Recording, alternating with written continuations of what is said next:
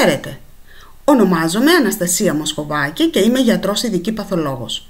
Το θέμα μας σήμερα είναι συνήθη λάθη που κάνουν ευαίσθητοι συμπολίτες μας και προκαλείται το δυσάρεστο σύμπτωμα του μπουκώματος ή της ρηνικής συμφόρησης. Συνήθη λάθη που κάνετε είναι τα εξής. Πρώτον, κυκλοφορείτε σε εξωτερικό χώρο ενώ υπάρχουν ρεύματα αέρα.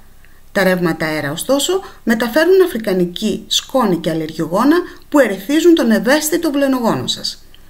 Δεύτερον, στεγνώνετε τα ρούχα σας σε εξωτερικό χώρο αυτή την περίοδο. Με την πρακτική, ωστόσο, αυτή, αφρικανική σκόνη και αλλεργιογόνα συσσωρεύονται στα μαξιλάρια και τα συντόνια σας και στη συνέχεια ερεθίζουν τον ευαίσθητο βλενογόνο σας.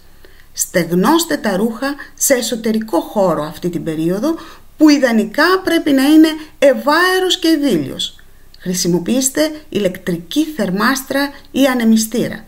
Διαχειριστείτε την αυξημένη υγρασία του εσωτερικού χώρου που προκαλείται με το στέγνομα των ρούχων σε εσωτερικό περιβάλλον, χρησιμοποιώντας ηλεκτρικό αφιγραντήρα ή αφιγραντικά άλατα που μπορείτε να βρείτε σε καταστήματα.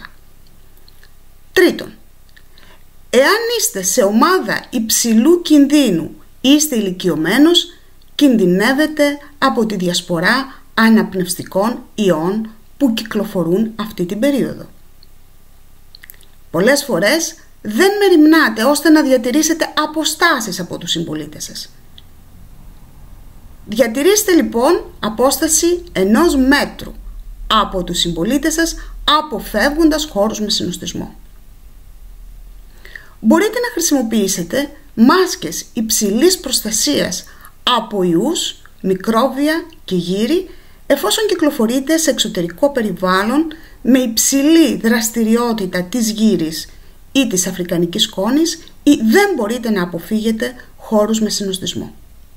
Και μην ξεχνάτε, εάν τα συμπτώματά σας είναι έντονα ή παρατείνονται, κλείστε ραντεβού με έμπειρο παθολόγο με σφαιρική γνώση και κλινική εμπειρία. Να είστε καλά!